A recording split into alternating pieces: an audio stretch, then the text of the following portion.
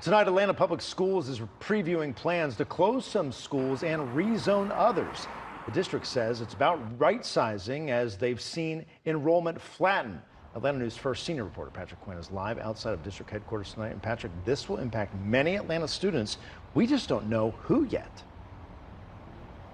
That's exactly right, Blair. When you hear redistricting, for a lot of parents, that's a buzzword. Now, we are told that Atlanta Public Schools will officially unveil their redistricting plan, what schools could close, what other ones could be rezoned, the week of August 18th. Now, bracing for potentially some of that panic from parents, today, the district previewed this plan.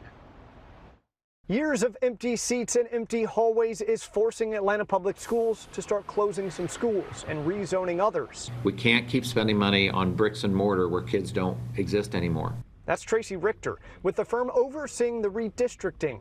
We asked him how many Atlanta schools will have to shutter their doors. I'm not sure the number yet, but what I do know, it's not going to be all at once. Over the next 3 to 5 years, some schools will be rezoned and others closed, turned into community hubs or housing for teachers. Why the change? In Atlanta, enrollment has simply plateaued, hovering at 50,000 students for more than a decade. And yet 42 of Atlanta's schools are less than 65% full. The district pointed to a lack of affordable housing and a slower birth rate.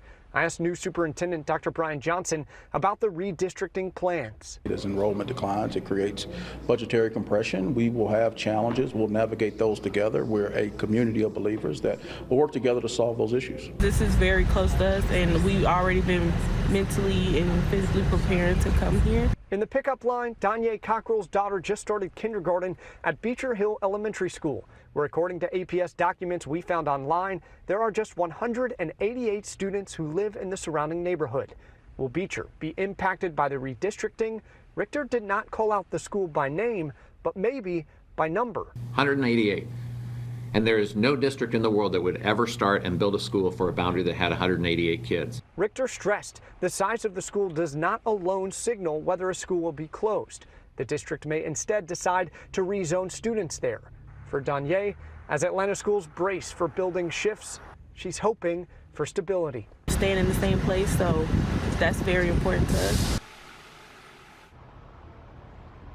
And if you're in Atlanta, maybe 2 points of reassuring news about this redistricting plan. One, where you are currently zoned for high school, that will not change across the district. And two, because of this redistricting plan, there will not be any staffing cuts across the district, according to Atlanta officials. Now, what's next? Going on right now at Atlanta Public Schools headquarters, they're having a community stakeholder meeting. There will be plenty of opportunity for the public to weigh in on this plan. I am told the first time the school board will vote on this redistricting plan is in December.